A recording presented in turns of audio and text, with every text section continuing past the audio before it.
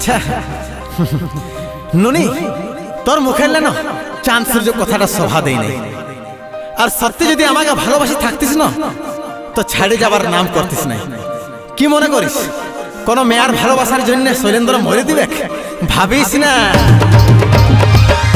কোন মেয়ার প্রেমের আমি জীবনটা নাই ঘুচাবো। তবে